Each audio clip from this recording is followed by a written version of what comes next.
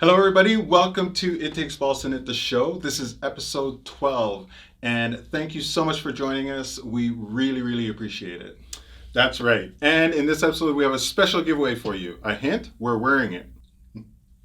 And we also have our regular grade episode. In this one, in Knit You, we're going to teach you how to Navajo knit. What's Navajo knit? Well, you'll just have to watch the show and find out. Okay, I will. Then in Local Yarn Shop Spotlight, we're going to visit Canada's oldest yarn shop. And then we're going to round it all up with a chat with a really good friend of mine, Lars Rains, in Designer Spotlight. Great. Make sure you subscribe to the channel to get all of our episodes. Okay, I will see you on the inside. I'll see you on the inside. All right, we'll see you on the inside.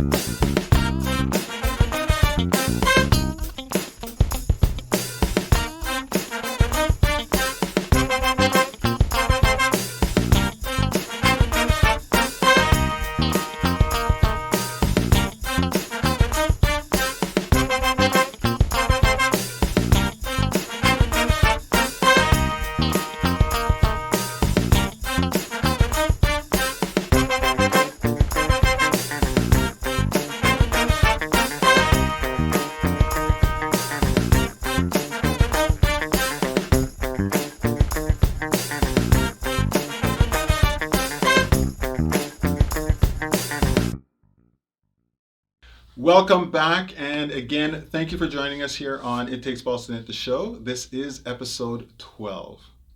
Now, you may have noticed something a little bit different in the beginning on this episode. Yeah, okay, you can turn around now. I had to show them the back. That's right, we have shirts. Now, the shirts have been out for a little bit, but we thought we'd actually show you what they look like.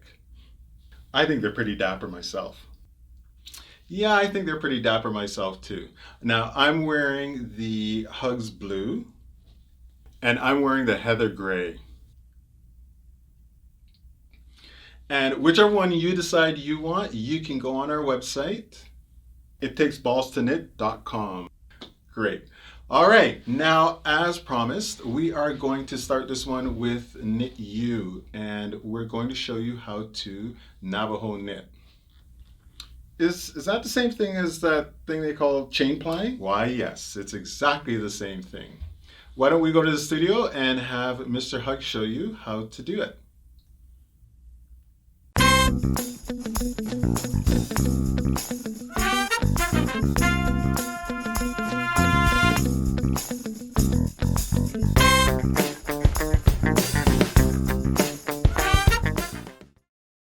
Hi everybody, welcome to another segment of Knit You. And in this segment, we're going to talk about Navajo knitting, or sometimes it's referred to as chain plying. Now, what this is a simple technique that actually allows you to triple your yarn. Not triple in the amount, that would be fantastic if we could do that, but triple in the thickness. In other words, we're going to take a yarn that's a single ply, and inside that it could be any number of plies, but we're going to take a single ply of yarn and we are going to knit with it in triple like this. Now, the magic of this is that we're not going to have to spin this as 3 plies or ply it ahead of time. We're actually going to ply it as we go along. Okay, so let me show you how that is done. Now, I've gone and I've taken out quite a bit of this ball and have it here just as a single ply. And what I am going to do is start like how I would start most of my knitting, and I'm going to start that with a slip knot. Now the slip knot's going to be small at the beginning, but what you want to do is once you've created that slip knot, is you want to open it up really, really big. Now, if I was going to go ahead and apply this entire ball of yarn, I would make this really big, like really, really big. But for the purpose of this demonstration, I'm going to keep it relatively small. So that's about 1/2 meter. Okay, now as you can see, there are 2 strands there. What I'm going to then do is take the yarn that's going to the ball. I'm going to bring that around and I'm going to pull that through the loop.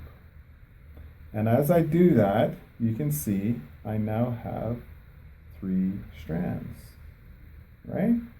So I've got my goal, which is the 3 strands there, and I've got the yarn coming through this loop. As you can see, as I pull it down, and I'll pull out about another 1/2 meter or so, I'm going to have another 2 strands, okay? I just repeat this process. I then take that yarn, which is the yarn going to the ball, and I pull it through that loop. And again, that gives me 3 strands right there. And at the join, I pull down. And all I do is I simply keep repeating this process as much as I want to. Okay, so I'm going to do another one. And let's just do one more. Let's make that a little bit longer, and we'll do one more. And that's all there is to actually applying the yarn. And as I said, I can do this either in the beginning and have myself a whole bunch of yarn to work with, or I can do just a little bit of it and apply it as I go along. The choice is totally up to me. We're going to look at both ways. Well, here we're doing it where we're applying a bunch ahead of time, and then what I'll do is now going to knit it, and we'll see how we apply it as we go along. Okay? Okay, now I have the yarn that I have applied. Well, I have the whole ball of yarn that I applied. And as you can see, I have 1, 2, 3, 3 plies. Let's just make that a quick 4th. And I'll just go through, grab that, pull that through. I have 4 plies that I have done ahead of time. All right, now all I have to do actually is just start knitting with this. This is now my yarn, and those 3 strands that are applied together, we're just going to treat that as 1 strand. And I'm just going to knit with that like I normally would. So I'm going to take a needle. Now this is an Aran weight yarn, and these needles are about a 7mm, I believe. Yeah, somewhere in there, 7mm. Where normally I would use a 4.5 to 5mm needle for this. Because I now have the yarn in triplicate, I am using a 7mm. You can experiment with the needle size, and basically as long as you get a fabric that you are happy with, you're good to go. You're going to change Aran weight to something a little bit bulkier, or in the bulky range. If you have a fingering weight yarn and you want to get it to a sport, this would be a perfect technique to use for that. And a cool little thing that you can do is switch back and forth for some really neat effects. And we'll get into that in just a minute. But what I'm going to do now is just make a slip knot in this and cast on a few stitches. And I'm just going to use the long tail cast on. It doesn't matter what technique you use. Basically, this is just yarn now and needles. So whatever you do with a single strand of yarn is what you're going to do with this. So I am going to cast on 4, 5, 6, 7, 8. There's 10 stitches there for you. Okay, like I always do, I'm just going to tie that tail away. And normally, you know, I would only use as much as I need because I don't want to waste the yarn, whatever, but this is just demonstration. So I tie that away, and then I just knit away. I'm just going to knit simple garter stitch to show you, but you could do anything because you haven't changed the yarn. Now, if you look, that's one of the places where I plied it, but as you can see, there's almost like, well, there's virtually no distinguishing, there's no big bumps or knots or anything like that. And you just knit with it, knit right through it, like it's not even there. You're not going to notice it in your finished work. And yeah, you have just changed a single strand of yarn into a triple strand of yarn. And as I'm knitting, so you're thinking probably, well, when would I ever use this technique?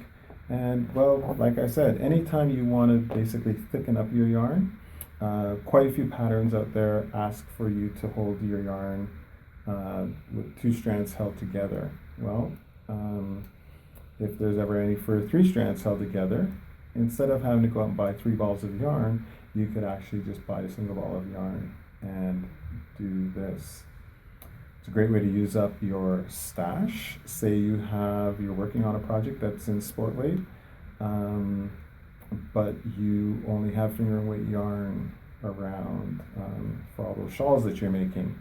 Well, you could play around, like I said, using the needle size, play around with the needle size, use this technique and thicken up that sport weight or that fingering weight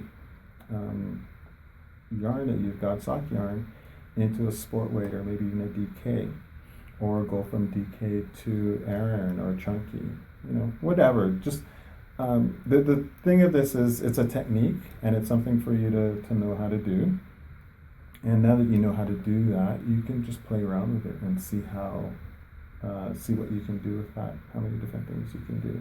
I mentioned earlier that one of the things that's really cool with this technique is that you can go from the Navajo knitting, the triple plied or the chain plied yarn, back to your single strand. And I'm going to show you exactly how we do that. Now I'm getting, as you can see, close to the end of the chained yarn. And with this one here being this far out, I have a couple options. I can actually just leave this here and continue knitting with the single strand, and then what I would do is darn this in at the end, just darn that. Or what I'm actually going to do is I'm going to try and estimate how much yarn I'm going to need, and generally for a row you need 3 times the width of it. So I'm plying as I go right now, and I'm going to try and ply just enough to do one more row so it ends right there. So that's a little long, so let's go with that. That's still a little long. Boom, boom, and this is, just an estimate. That looks like it might just be enough, so let's do that. And we're going to just knit one more row really quickly.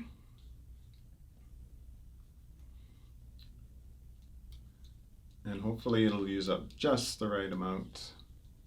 Hopefully we've estimated just perfectly. If you haven't, that's not a big deal.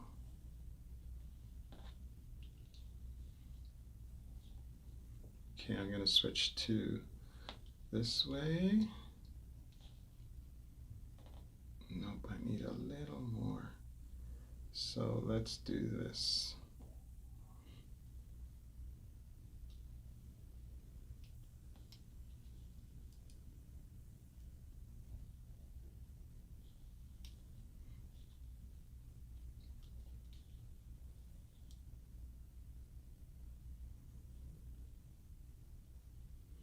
Two more stitches. So when you get to the end and you want to go from your chained Navajo yarn back to a single strand, what you want to do is you take the excess that's left, the little loop here, and you're just going to flick that on the end of your needle, your left hand needle. Okay, so that loop goes on there. And then you take your single strand and you're going to just knit that one loop with the single strand. Okay, and again, it doesn't matter what technique you use. You can use traditional or continental. It's totally up to you. But we just knit that loop, and then we're going to go ahead and knit the rest of our row in our single strand. So we've gone from the triple, the Navajo, back to just regular single ply knitting. Okay, I'm just going to knit another row so you can see. And this will give you a really cool lacy effect because now I'm knitting that single strand with a very, very big needle. Of course, if I want to keep the work the same size, I would have to do an increase or two. But again, that's something you can play around with and see how it goes. Because as you know with gauge, because the thickness of the yarn has changed, but my needles have stayed the same, that's going to be a little bit smaller than what that was. But there you go. I've gone from the Navajo back to single. All right, we're going to check back in with MrHugzzz in a little bit to find out a little bit more about Navajo knitting. Cool. All right, well, in the meantime, we are going to Victoria, BC for our local yarn shop spotlight. There we're going to visit Canada's oldest running yarn shop, Beehive Wool Shop. Really? That's right. They've been going for 116 years, I think. Wow, that's amazing. Okay, let's go to the shop and find out.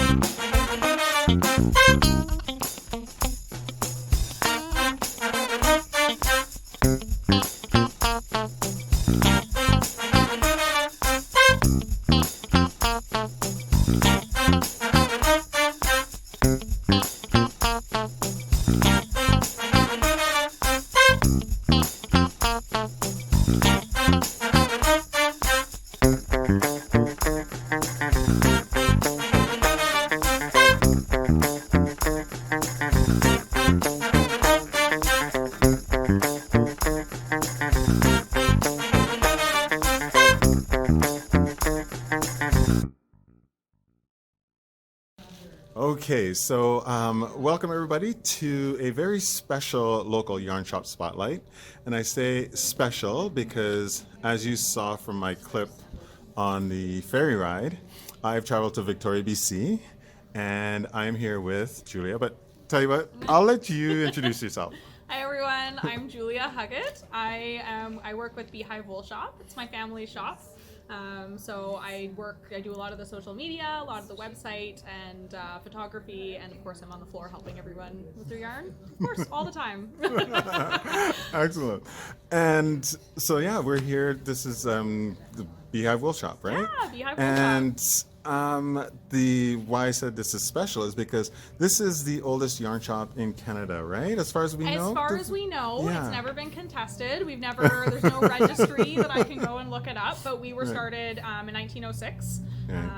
It started as Beehive Wool and General Store, Beehive Wool and Dry Goods.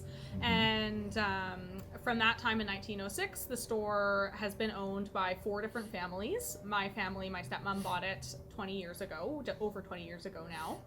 And yeah, I mean, the stores moved locations in town. At one point, we had multiple locations in multiple malls in Victoria in the 70s and 80s. That now we shrunk back down to just the one shop, but we love it. It's a great business to be in. Right. So, what did you say? 1906. 1906. So that is 100 and I think what? 118 years. Yeah. No, does that math work? 16. 116. Yeah. That's pretty phenomenal. That's pretty phenomenal. I'm gonna have to come back in 9 years for the 125th anniversary. I know, and there's a lot of really good ideas. I have a notebook going already because there's so many things. I'm like, oh, I should save that for the 120th or 125th. But it's a few more years than actually even I can think of. Wow, that's amazing. And so, Julia, so you've been working this as a kid. I understand. Yeah, I mean, I left for many years, but as soon as she bought the shop, I was maybe 8 or 9 at the time. Right. So I was immediately involved, stickering yarns. I'm very good with the price gun. I'm very good at counting balls of yarn for the yearly inventory. Manning the ball winder. Those are all my key tasks. Then I left for about 10 years and worked on my own career and was into marketing and just started back again at the store last year. So I'm actually fairly new in the world of knitting. But you must have a good trust fund set aside from when you were a kid, right? Sure, something like that. I've got a good stash, if that's what you're asking. Nice. Okay, well, you brought it up, stash. So aside from being the oldest, like I know for a fact you're the oldest in BC, but aside from being the oldest shop, like you guys are very, very big. Yeah, we've got a huge, the store itself is quite a large footprint. Yeah. That is one of the funny things being born into this store is that growing up, I thought this is what all yarn stores looked like.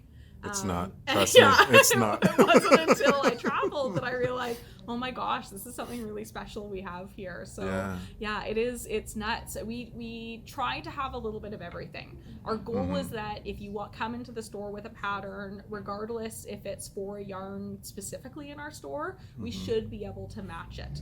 So we try to have something in every weight, something in every gauge, something in every fiber, as many fiber blends as possible, because it's really important to us if our customer comes in with a specific pattern that we're getting as close to what the designer intended for that fabric and for that design. So it's not enough for us to say, oh, this is worsted weight, here's your worsted weight yarn. It's, okay, this is a worsted weight, plied, non-superwash, and go down that list so that if you have a really structured sweater pattern, when you leave and you take home that yarn, we want to make sure that you can create that pattern that you've fallen in love with, not a rough approximation, as much as possible, of course. Yeah, that's fantastic. And so, I mean, people will see, I'm going to put up footage, but this place is packed with yarn. Yeah, and yet we still have huge, we still miss things. It's amazing. I mean, where we're filming now is kind of our lighter weight. So this is our sock weight and DK only in this big room we're in. But people often come in and they go, "What do you have for socks?" And we go, here you are, enjoy. What do you want? What do you want? Exactly. And so it's a tightrope, right? Because on the one hand, it's so exciting to give so many options to our customers. On the one hand, it can be really overwhelming. And so, this should be buying yarn and shopping for your project should be a really enjoyable process, and so there's lots of us on the floor at all times to make sure that you're being helped and guided so that you're not getting to that overwhelmed point. It's a bit of a joke here that we need to give signs to our customers when they don't want help, because we will 4 of our staff will ask you if you need anything, because it's so important to us that you're finding what you're looking for. In talking about your customers, and you've been in Victoria for a while, a very long while. What is the knitting community like here over here? It is so varied. It's amazing. There's so many different knitting groups in town. There's lots of different shops in town, and each of us cater to something different. it's hard to segment it out. I mean, on the one hand, of course, there's a huge segment of people that just come in for the holidays or just come in when their daughter or granddaughter are expecting to knit that little baby cardie or that little baby blanket. And then there's also a lot of people that come in because knitting is a part of their wardrobe. That's a part of their, their fashion. And so there's all sorts of different customers, from the never knit before and I want to knit a scarf to I am doing my third brioche cable sweater of the season. Of the season, nice. We don't like those customers very much. It makes us feel bad. Wow. And are you yourself a knitter? Yes, absolutely. Yes? And crochet or just knitting? Just knitting for now, but I will totally confess, I was out of the knitting industry and the textile industry for years, and so for my entire 20s was a pick up needles once a winter and knit a scarf, a moss stitch scarf or a rib scarf, and that was it. And then when I started here last year, oh my gosh, you just get flooded with so many passionate people and so many talented people, not to mention the samples we have and the designers that I get to talk to. So in the year and a half I've been here, I've gone from super beginner to lace cables, garments. I'm not to oversell myself. I can't do any of it with much proficiency, but certainly I know enough to help every customer with every question they have. Right. Whether or not I can knit a cable vest in a weekend, not quite. Well, that's okay. That's okay. Did you knit the cowl that you're wearing? This is actually a sample. It's a store sample. This is one of the best things about working at a knitting store is you get to arrive completely underdressed and get cold and say, what sweater or cowl do I want to wear today? Nice. So this is a beautiful cable cowl knit out of the Mineville Merino that we carry. Right. Wow. Julia, you mentioned that that's a store sample, and I'm looking around, and there are lots of store samples here. Yep. Who knits your samples? It's a group effort, so we have a pool of really talented sample knitters that we work with, that basically they are fabulous personal knitters, but they've gotten to a point in their practice where there's only so many sweaters their family needs, so they've graciously agreed to do some sample knitting for us. Can I get a list of them for when they're not doing anything for you? They're ours. Their names are carefully guarded secret. Wow. And then in the summer, when it's a bit slower, we'll do a little bit of knitting on the floor. And certainly, I'm knitting a cowl at home right now. A couple other of our staff members are. So it's a team effort. We try to have one sample at least from every yarn that we carry. Wow. In order to demonstrate especially how it looks after blocking. We want to make sure how our customers know, how is it going to bloom, how is it going to fill in the stitches, how much drape is it going to have at this gauge. So most of our yarns. So you're a big spokesperson for blocking, right? I am yes, that's our number one question. Did you block your swatch? Nice. Excellent. I just did a segment on blocking. Oh, fabulous. And that episode's coming up next. And great. Yes. Spread the word. It's so important. I'm trying. Nice. And then how many people do you have on staff here? I think we have 18 at the moment. Wow. That's included. That's full and part-time, That's, right? full and part-time. We have lots of students and lots of retired folks that just work a few days a week to supplement their income. Of course, there's lots of, or some full-timers as well. And there's also a team of one manager and a couple people that just work in the back doing receiving and kind of admin work. I gotcha. Quickly going back to the knitting community, the University of Victoria is nearby. Do you get a lot of university students coming in? Yeah, absolutely. It's incredible. I mean, it's funny because when I first started working here, all of my friends outside of the knitting industry just went, that same old horrible cliche, it's all going to be retirees, it's all going to be old women. Absolutely not. We have a full range of people, from lots of students, lots of exchange students, people who are visiting Victoria, who have brought knitting from their home country. They're talking to roommates, to new schoolmates, and getting them excited. So thank you to all the Scandinavians who are at UVic right now, spreading the word. And And yeah, like it's we also have a lot of classes. So Right. the classes are pretty much full every time we run them. We had a journalist here last year who was interviewing lots of knitters in town, and she said most of them said that they learned to knit with us at some point in the last 20 years that we've been offering classes. So that's very exciting. Cool. Now, this location, you said you've been in this location for 20 years? That's right. Yeah. So you guys have pretty much seen it all in terms of the days of post. I mean, I remember when you guys offered postal service and all orders were $5. You know, I don't remember that. I know you don't. This was probably before you, but still, I mean, the store's been around to see all the changes that have gone on. Yeah. And how have things worked out for you guys on the digital front, like online? It's been a big shift. I'll be the first to admit that we were certainly slower when it came to doing social media. As you know, knitters and retailers, it wasn't something that was in our forte. So we've been working really hard. Certainly that's been a big focus of mine since I joined the Beehive, to expand our online community.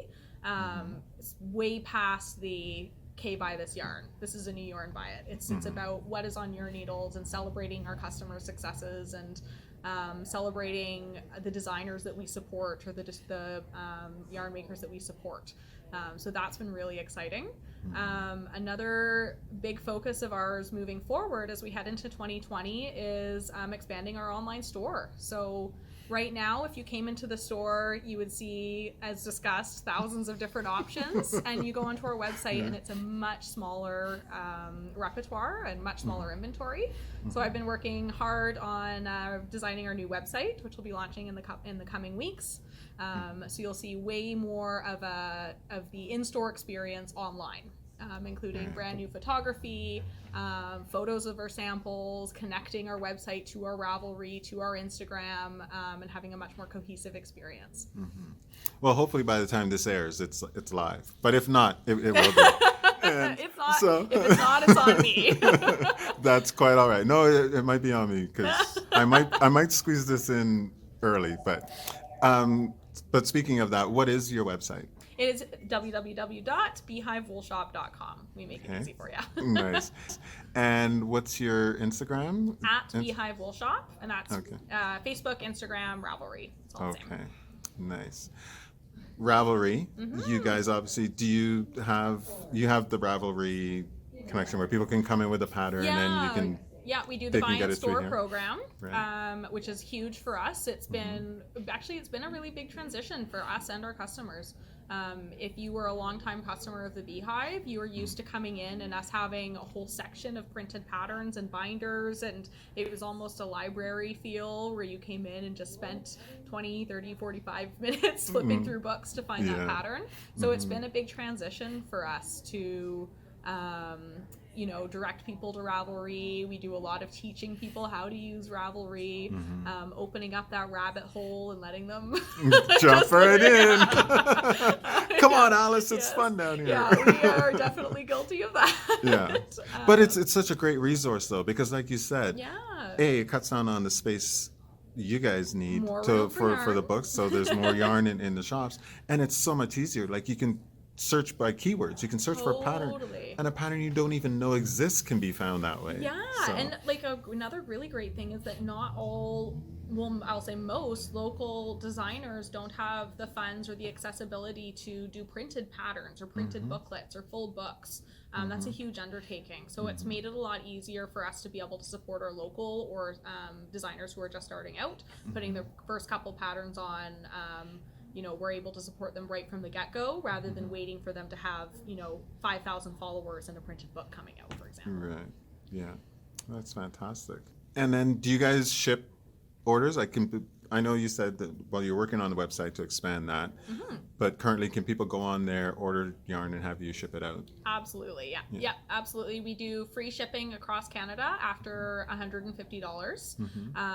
And before then, we will ship any package with Canada Post's flat rate. So becomes pretty economical. Yeah.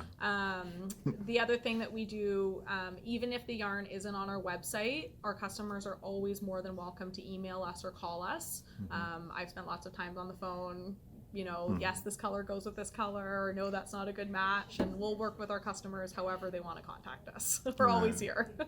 Excellent. In terms of, okay, so you have classes, lots of classes. Yes. Are they held here? They are, yeah. This is one of our teaching tables that I'm sitting at now. We push the samples aside each evening and make room for our classes. We have 2 tables in the store, so that's basically our only limitation in terms of how many classes we can have. But we run beginner knit, so that you've never picked up a pair of needles before, and we'll teach you from the very first cast on.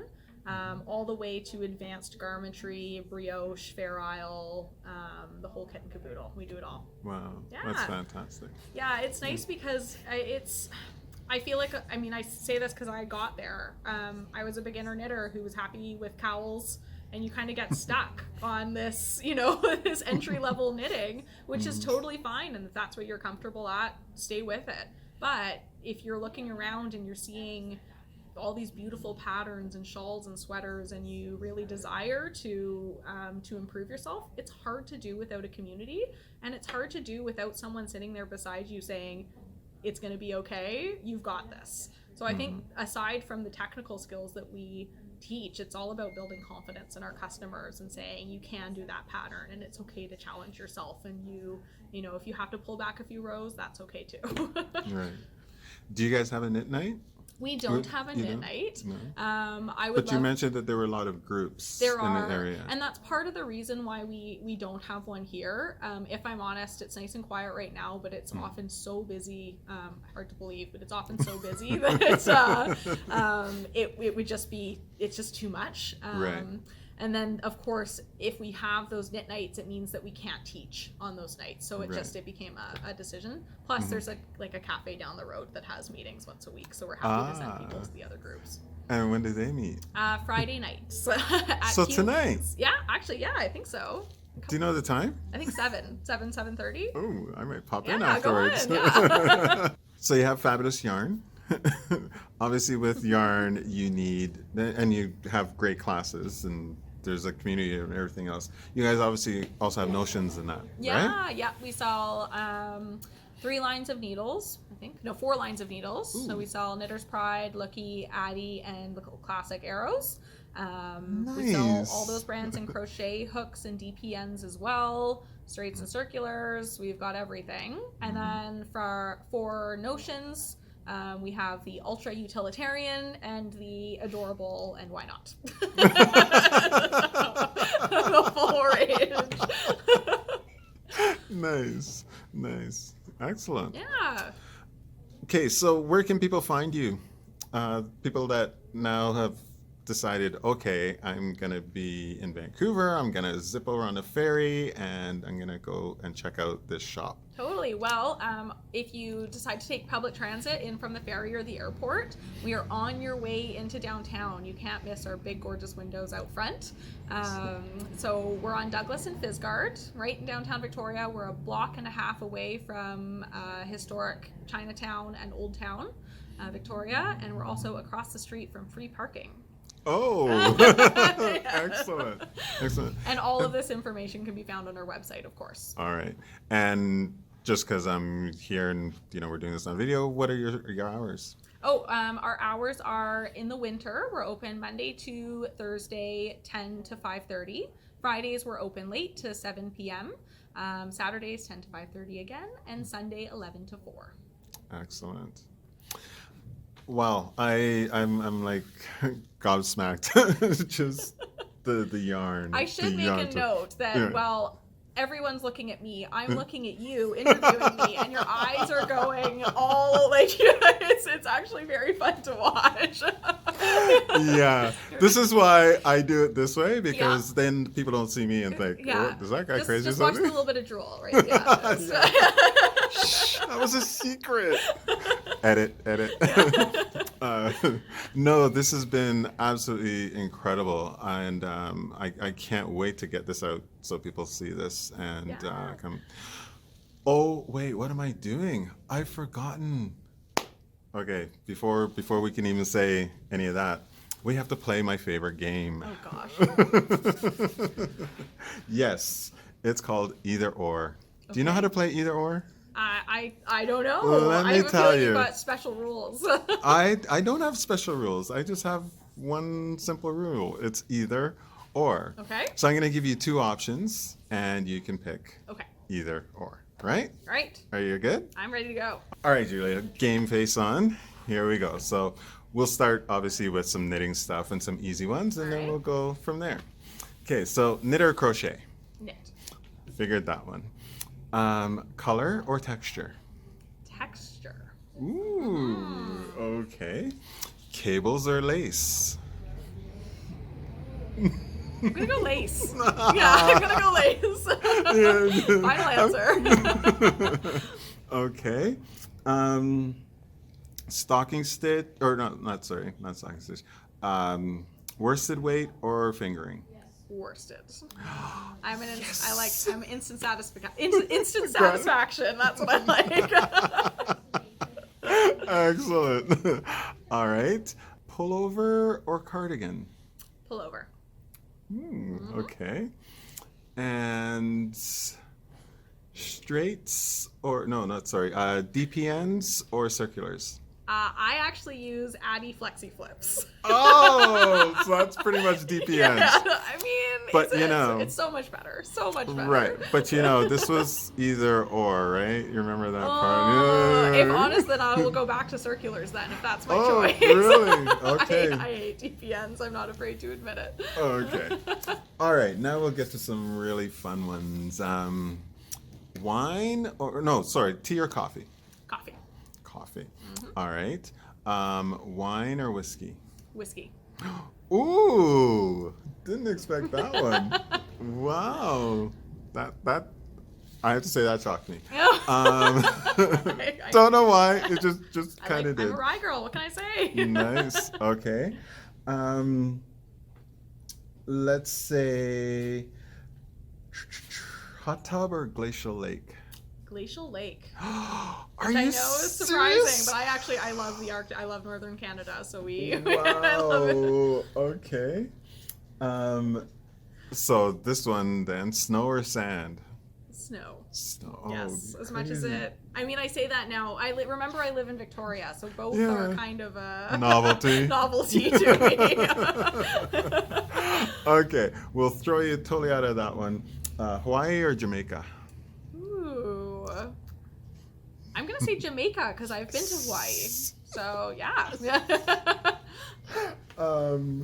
Car or motorcycle? I will say car because I don't have my motorcycle license. Oh, okay. That's fine. That's fine. And let's go with the very last one. Star Trek or Star Wars? Star Trek. For life. Live long and prosper. Live long and prosper. Nice. No hesitation. Okay. I did not know that one, folks. That was just totally off the cuff because, whatever. Julia, it's been absolutely amazing sitting chatting with you. Well, thank you for coming and visiting. Yeah, well, thank you for sharing this with not just me, but with all the millions of people who are going to watch this. Yes. Right? No, it's been a treat, and I'm actually glad that I came in on Friday and it's open a little bit later because I'm going to do some shopping now in this place. This is amazing. Yeah. Okay, thank you so much. All right, cheers, guys. Yeah. Hello, I'm Kate. I've been at Beehive for about 3.5 years.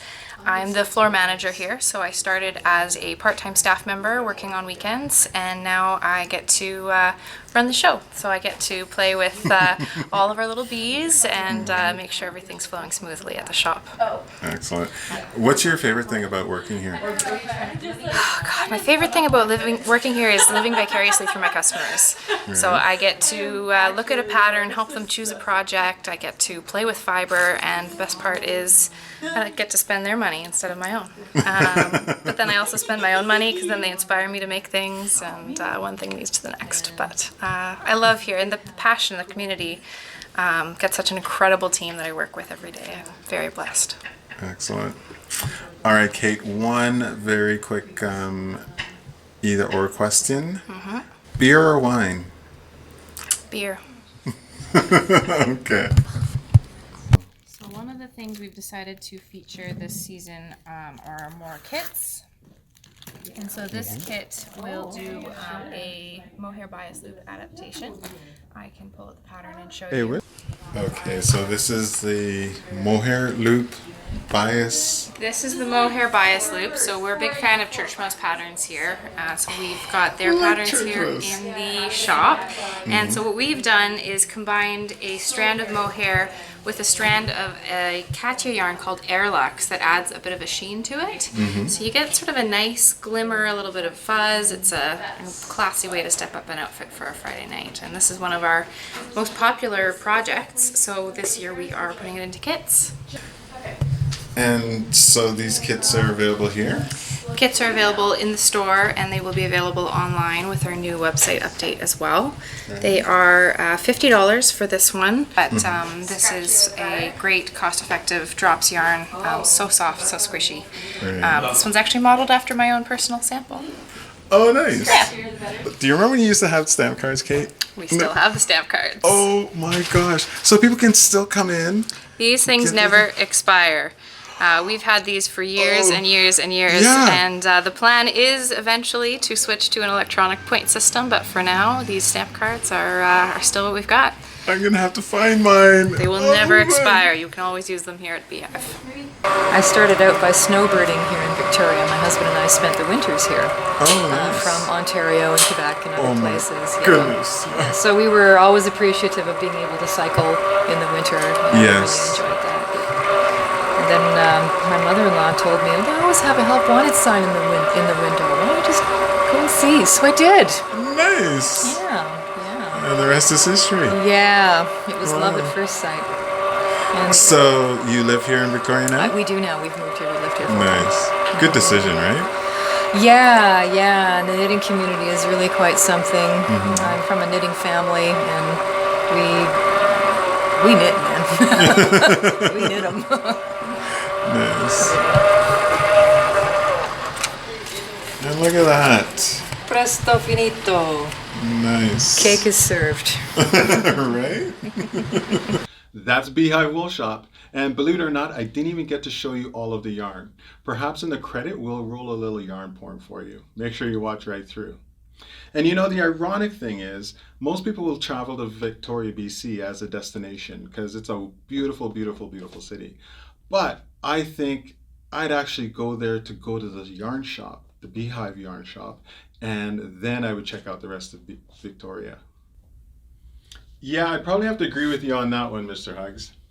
All right, now let's jump all the way over to New York, and we're going to have a fascinating discussion with Lars Rains, the author of Modern Lopi, in this segment of Designer Spotlight.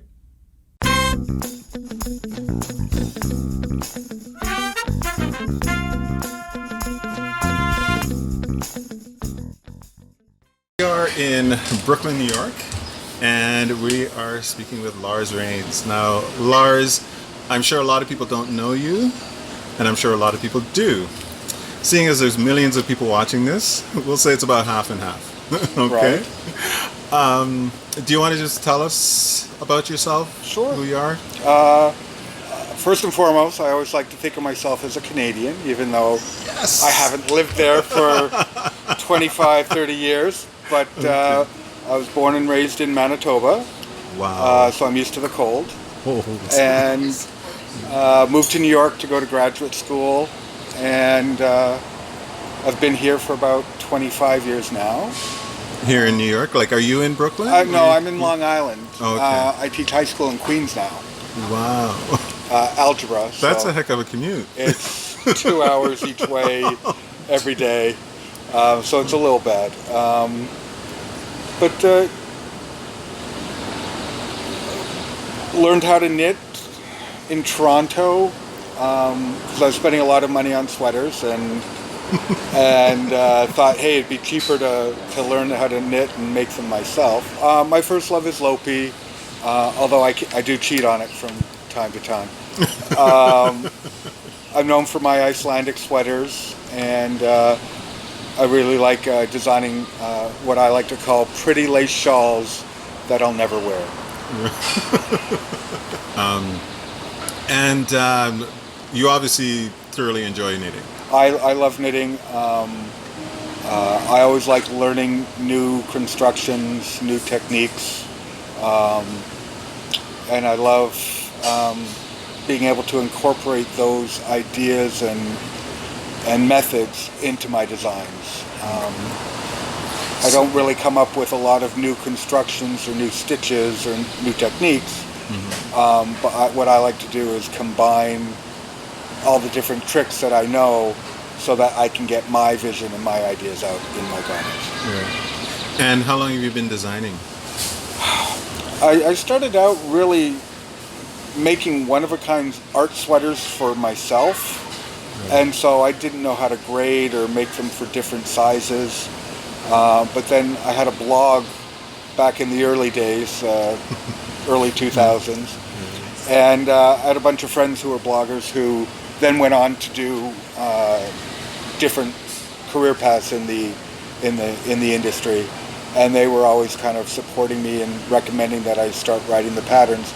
So I'd like to say maybe 4 or 5 years I've been designing now. Okay. Now you had quite a few was it at Stitches or was it at Vogue? It was at Stitches a couple of years ago. Right, yeah. You had quite a few Lopi sweaters in the fashion show there. Well, I had some Lopi sweaters. I love working with independent dyers.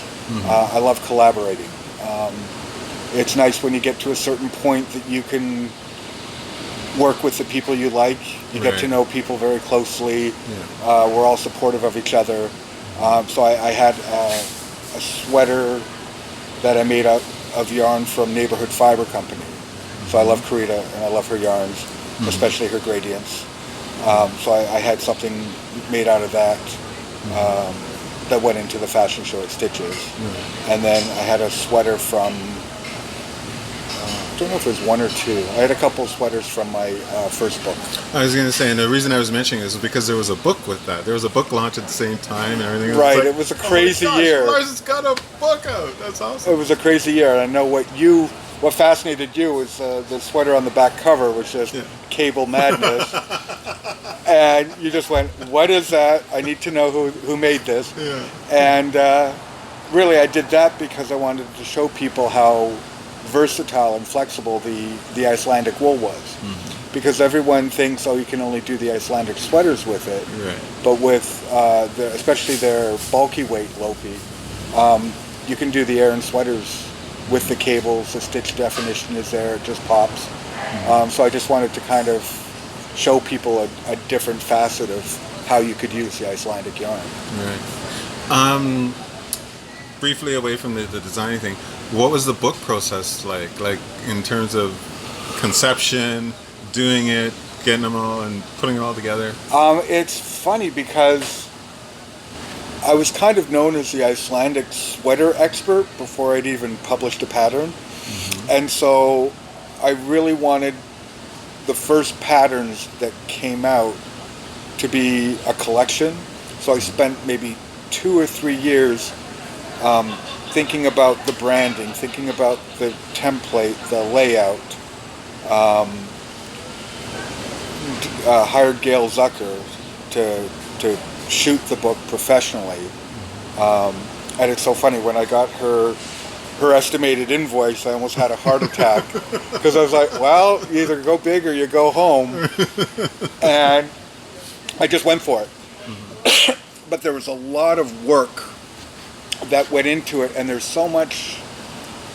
I used to like to say that, I just knit and make pretty things. But when you want to design, there's so much more that you have to think about, especially if you want to be recognized or received as a professional. You want to think about branding and layout. You want to have a consistent look and view.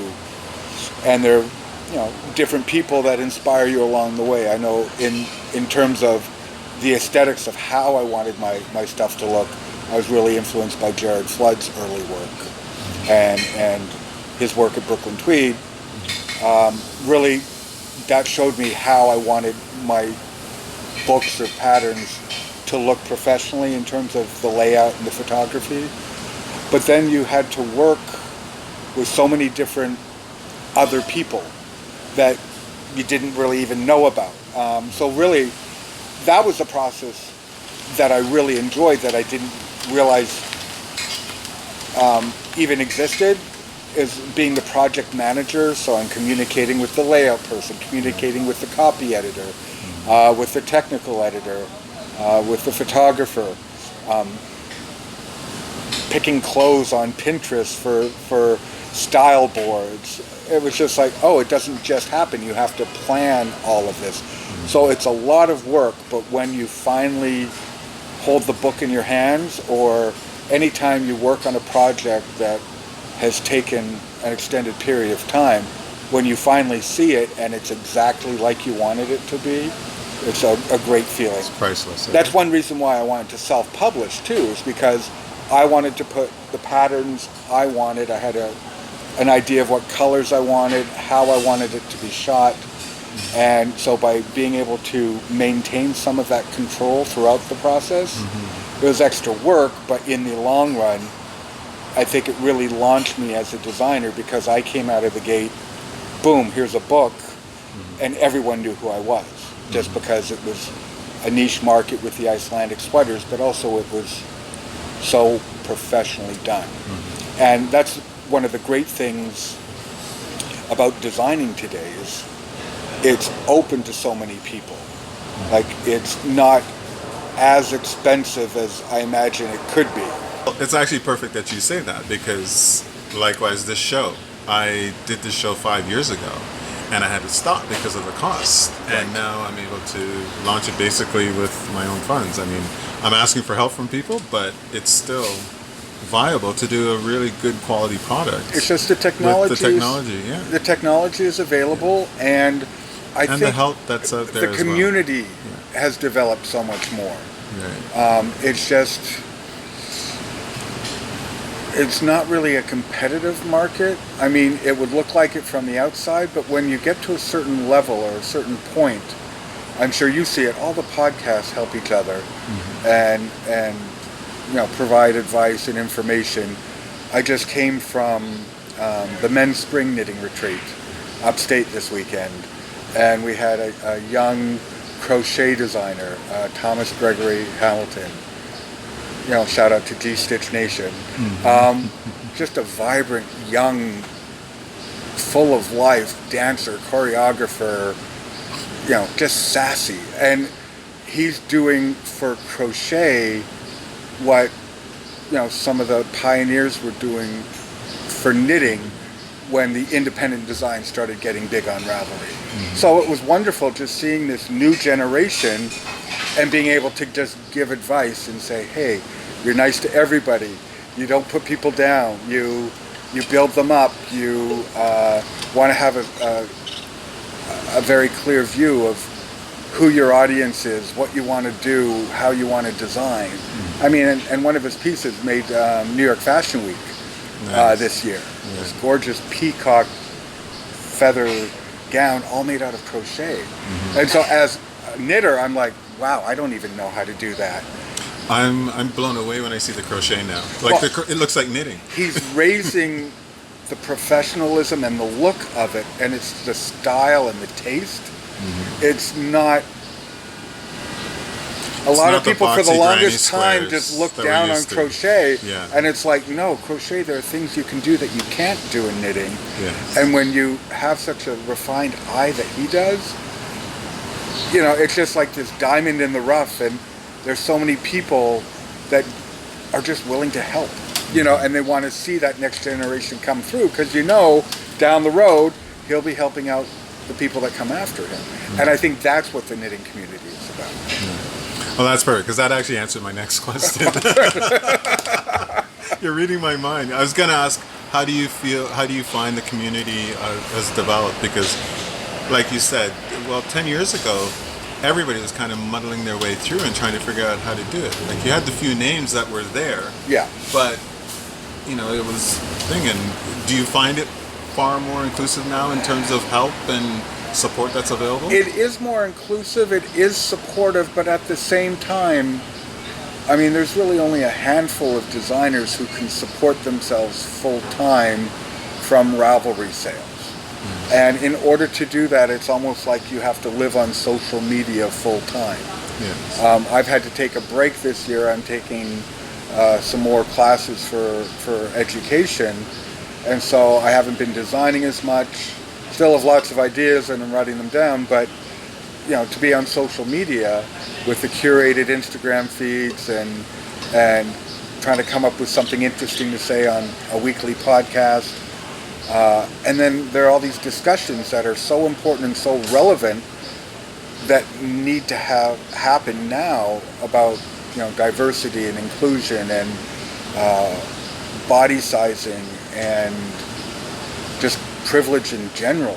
You know, it's such an important conversation that I wish I could be more involved with, because that's also something I studied at college, so I'm very interested in it. But you need to be on social media to respond to comments, to really engage with the community. And in order to be successful these days, you really have to have a strong social media presence, and that just takes time. I mean, I was thinking this weekend, especially with, there's just been a bunch of magazine calls for submissions just this month alone. And magazines normally give you about 3 weeks to come up with an idea, get the yarn, swatch it, sketch it, lay it out nicely and send it off. And I was thinking just how much privilege you have to have in order to be able to compete in that type of environment. And so it's not that I don't think the industry is like, you know, visibly, you know, exclusive, but there are institutionalized aspects of it, such as, you know, if you want to be in a magazine, you basically can't have a job. You have to have a very large stash, because you can't wait for delivered. Yeah, Right. I'm lucky. It's like, okay, I want to do something in salmon, and I could go into my stash and find 6 different skeins, salmon colored, and go, which one is the one that's closest to what I want. A lot of people can't do that. And just the idea of having the free time and not working 10 hours a day, 12 hours a day just to survive, to be able to, you know, enter into the field of professional design.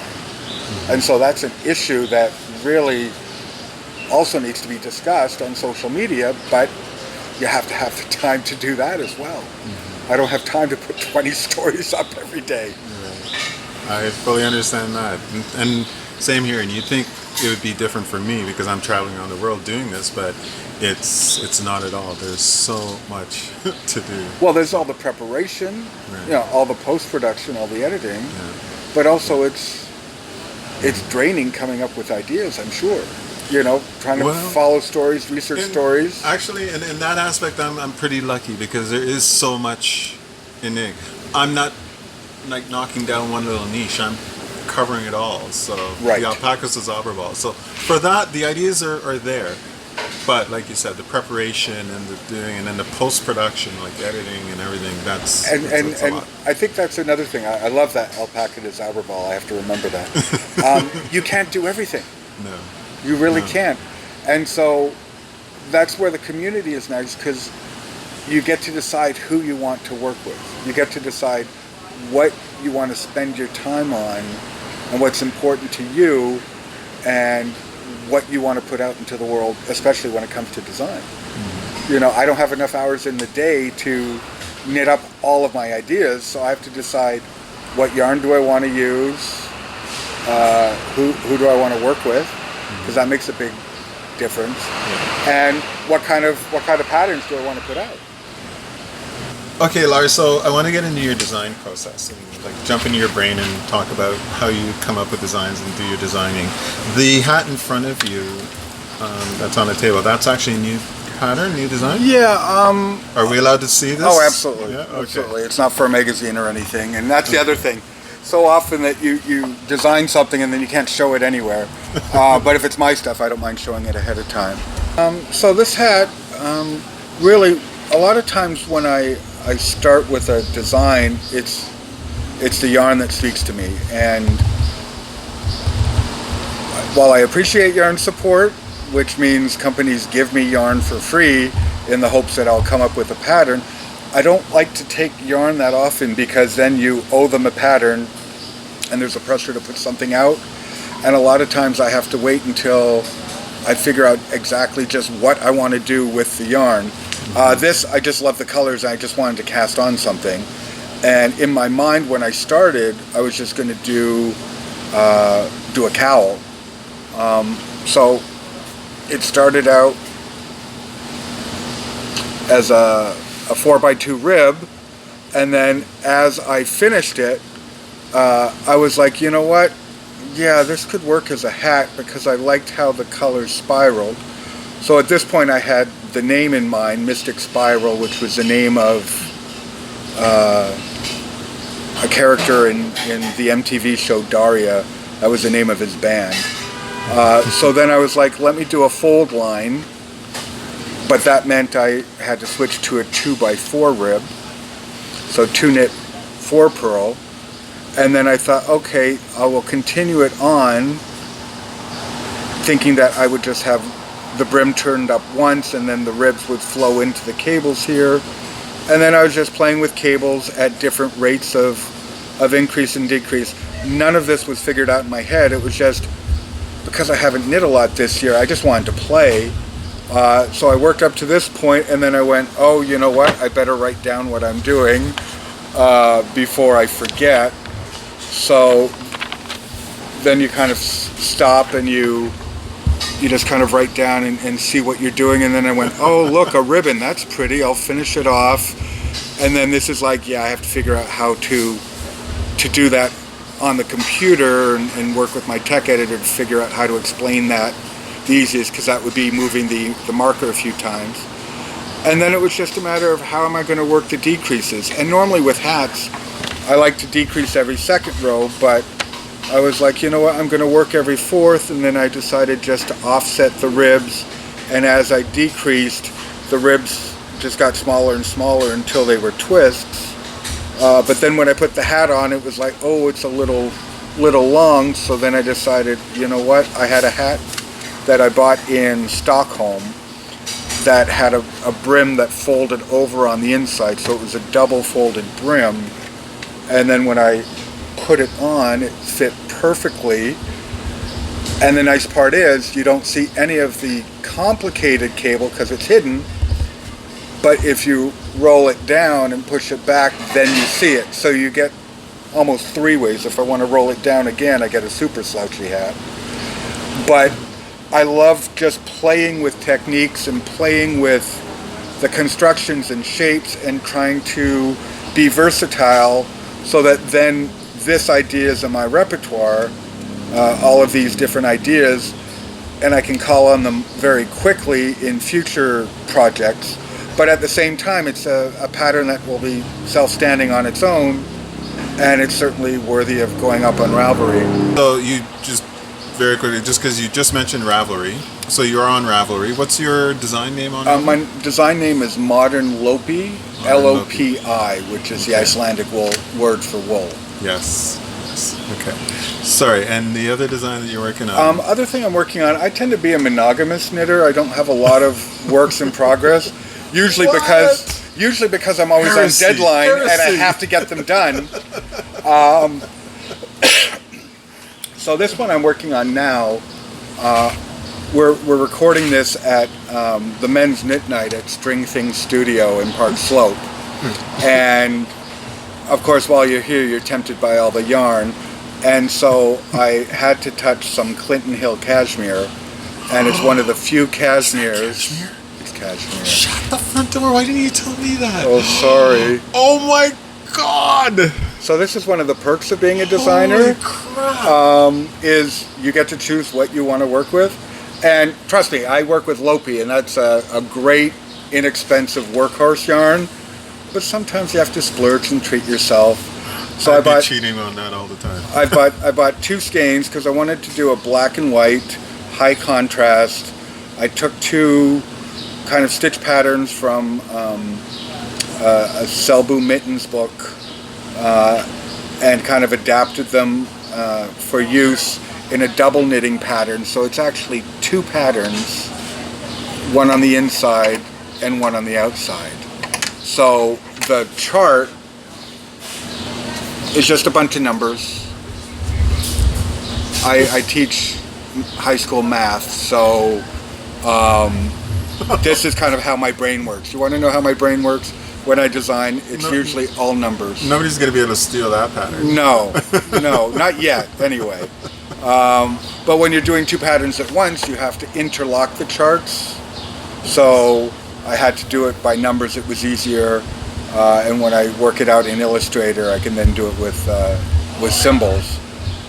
What's funny is I always tell people, oh, I can do calculus in my head, but I can't count to 4. So lest you think, oh, he's a great designer. No, I just finished ripping out about 2 hours of work because I knit an extra round into the project. But so do you typically write your patterns first and then knit them, or you do it as you're going along? I like to do it as I go along.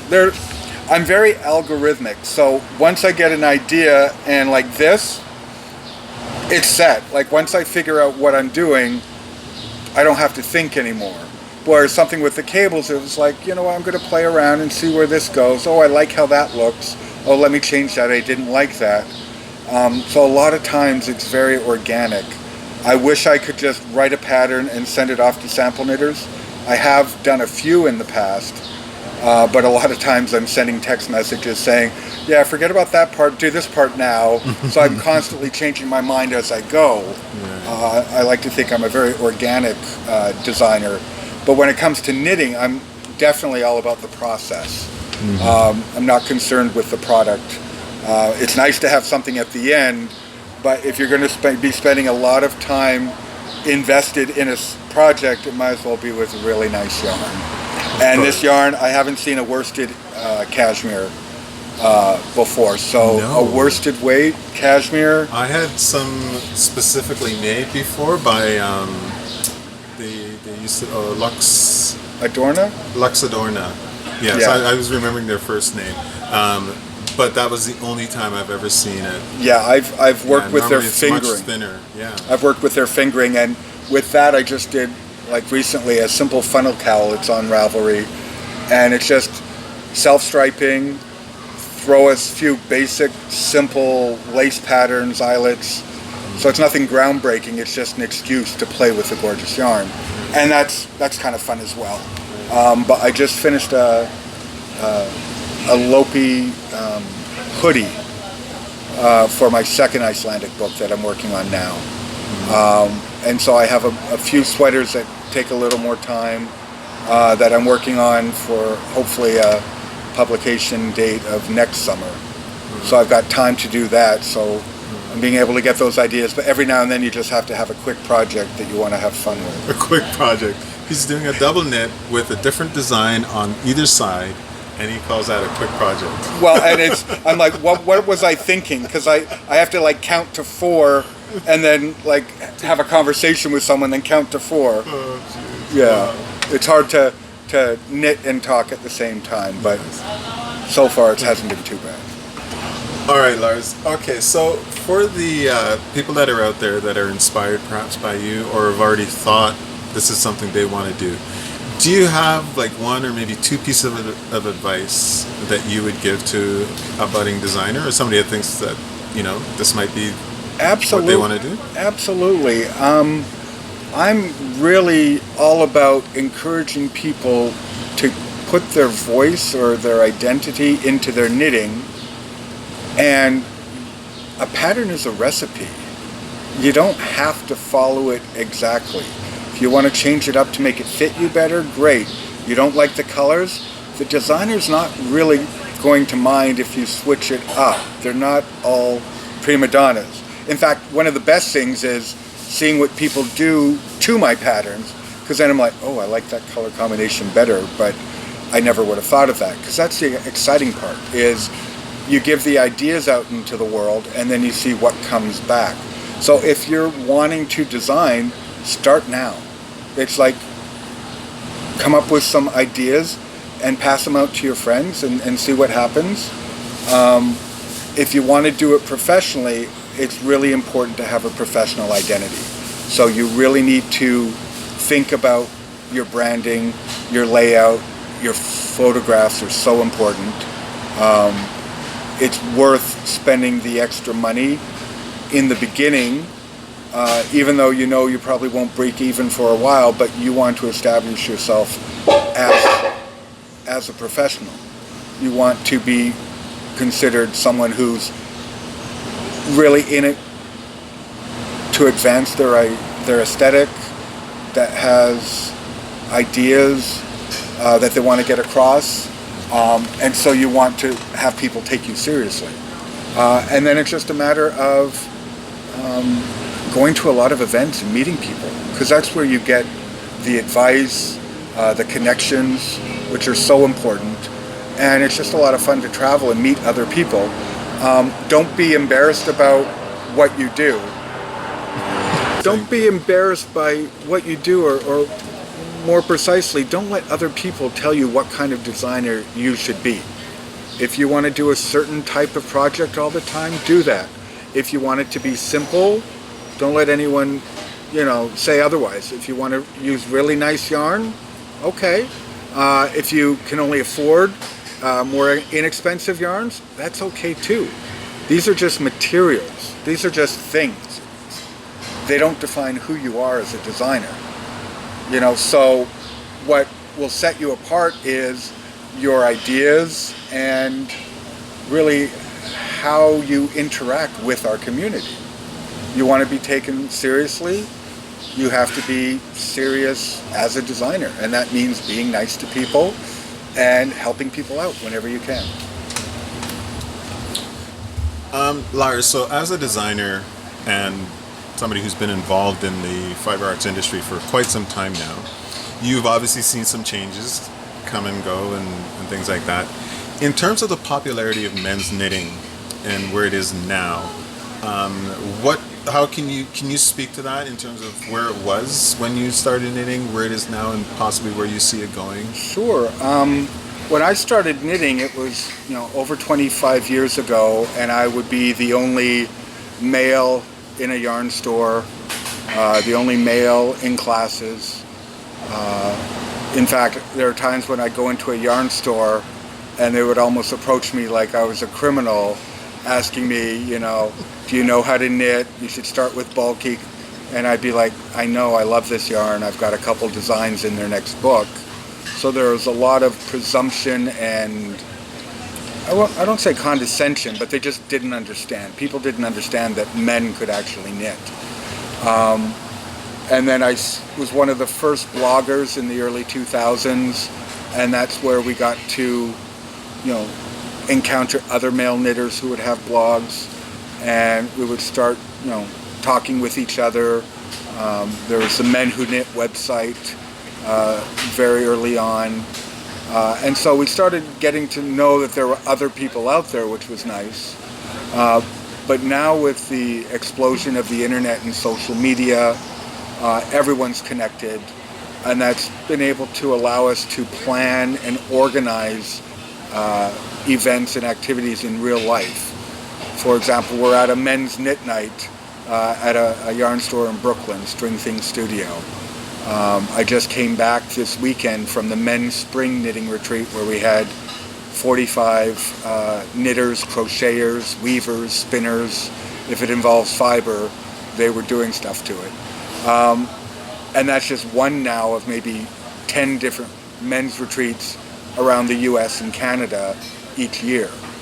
If you go overseas, there are so many designers and teachers around that it's less of a peculiarity or an oddity to see a man knitting. In fact, within the design community and within teachers, you know, some of the big names are men. And so it's kind of acceptable to be a man knitting these days. But there is a different sense of camaraderie you get when it's just a male audience rather than a mixed audience. You know, we obviously talk about different topics.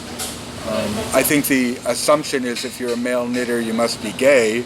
And there are so many straight knitters as well. Men that come out that have supportive wives, or they took it up to have something to do with their wives. And so even that boundary has kind of been erased. And it's just like one much larger community than there was starting out. We used to be very isolated, and we'd know of a few people here and there. And now if I looked on my Facebook friend list or my Instagram followers, you know, there'd be thousands of men that I know who knit or crochet or spin or weave. Okay, Lars, this is where we get to have a little fun. We play a game. Okay. It's called Either Or. Okay. And as the title says, it's either or. You're a high school teacher, you understand that, right? Absolutely, and I read Kierkegaard, so I'm all good. Okay, so let's start simple, and I know the answer to this one already. Fingering or worsted? Worsted. Knit or purl? Knit. Black or white? White. Texture or color? Oh, that's mean. Because I do stranded textural color work. Hello, either or, Lars. Color work. Color, okay. Straight needles or circular? Circular. Okay, tea or coffee? Coffee. Oh wait, I have to say it like a New Yorker. Coffee. I had to learn how to do that. Okay. I'm trying to think of a knitted one, but nah. Let's go back with the other things. Boxers or briefs? Boxers. Marvel? I don't think your audience wants to hear commando. We'll go with boxers. Either or. Boxers. But I will put commando in the next time. Marvel or DC? Yes. Oh my God, are you kidding me? Wonder Woman. That's DC, okay. Oh no, Marvel then, because I like the movies. Oh. I don't know. I don't even know who they right. are. My kids know. I after Infinity War, I made up all these fake spoilers. Oh my God, Wonder Woman was killed. Not even the universe, but yeah, I'm gonna go with DC. Okay. And let's say one last one. I don't know if have you ever been to Vancouver? Oh yeah. Okay, so New York or Vancouver? New York City. No, New York City or Vancouver? New York City. Disappointed. I'm disappointed. It's the capital of the world. Vancouver's just the capital of the West Coast. Vancouver's God's country. Okay. Thank you so much, Lars. You're that welcome. is awesome. Thank you so much, Lars. That was a fascinating interview. And we look forward to Modern Lopi 2, which should be out this fall. Now, we did promise you that there was a little bit more to Navajo knitting or chain plying, and we're going to just pop back into the studio with MrHugzzz and find out what that is. But make sure you stay tuned because there is a giveaway after this, right? There sure is. So now the last part of this lesson shows you how to go back now from the single back to the Navajo or the chain ply. And what we want to do with that is basically we're at the end of our row. We just make a fold with our yarn and do a little bit of a twist and put that on our left needle. Okay, now as you can see, you've got two strands there, so you're going to pull the yarn through that loop, and that creates the setup for your Navajo. Okay, so we go through and we're going to ply one. Okay, now this isn't really sitting there holding on with anything, so what we're going to do is we're going to knit that with the other stitch that it's beside. So the first stitch on our left needle gets knit with that little thing there, and that's done with our Navajo plied. And there we go. Now we've gone back from single ply to Navajo. And why am I knitting it that way when I normally would knit continental? It doesn't matter what technique you use. It's the same thing. It's just knitting. But now we've gone back from single back to the Navajo. Okay, and there you go. And that, believe it or not, is all there is to Navajo knitting. And even though it's such a simple set technique, it's one that's really cool to have as another feather in your cap. You never know when you're going to need something like this to work with your knitting. Okay, this is MrHugzzz saying thank you so much for joining me for this segment of Knit You. I would love to know what you would like to learn in Knit You. And even though this isn't a replacement for the teachers or instructors that are out there, I hope that it does inspire you to go out and seek more information and more instruction in your knitting. Please leave me in the comments for this episode. Leave me some comments. Let me know. Did you like this? Did you enjoy it? Is it a new technique for you, or is it something that you'd find useful? And what would you like to see me teach you in the future in Knit You? Okay, MrHugzzz signing out, saying thank you for joining me, and I will see you again in 2 weeks. Thank you so much, MrHugzzz. It was great to get all that information about Navajo knitting or chain plying. Now, MrHugzzz, would you like to tell everybody about the giveaway? I sure do. So, as we said earlier, you can get these shirts on our website, ittakesballstonit.com. And if you use the code SHOW10, you're going to get 10% off of your purchase. But guess what? One person that buys a shirt between now and our next episode, which should be in about 2 weeks, will get a full rebate on their purchase price, including their shipping. All you have to do is purchase a shirt between now and the next episode, 2 weeks from now, and leave a comment in the description below. Well, that sounds easy. Excellent. I think I might even enter. Oh, wait, I already have one. Me too. Okay, folks, thank you so much. This is MrHugzzz and MrHugzzz, and thank you for being here.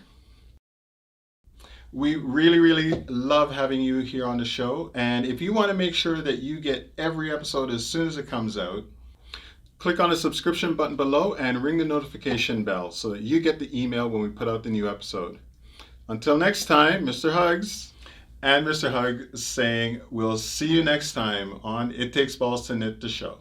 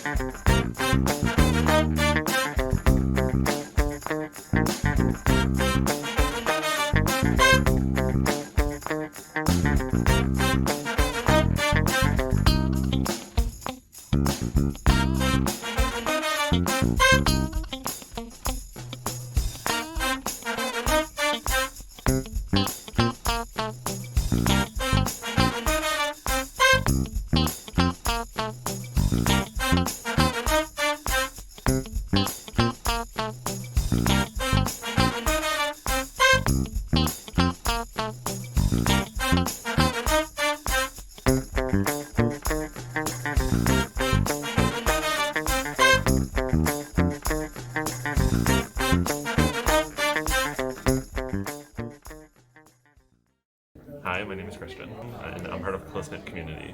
Hi, I'm Michelle, and I'm part of a close-knit community. Hi, my name's Kate, and I'm part of a close-knit community. Hi, my name is Erin. Hi, my name is Sandra. I'm Christy. Hi, I'm Amanda. We work at the Beehive Wool Shop, and we're part of a close-knit community.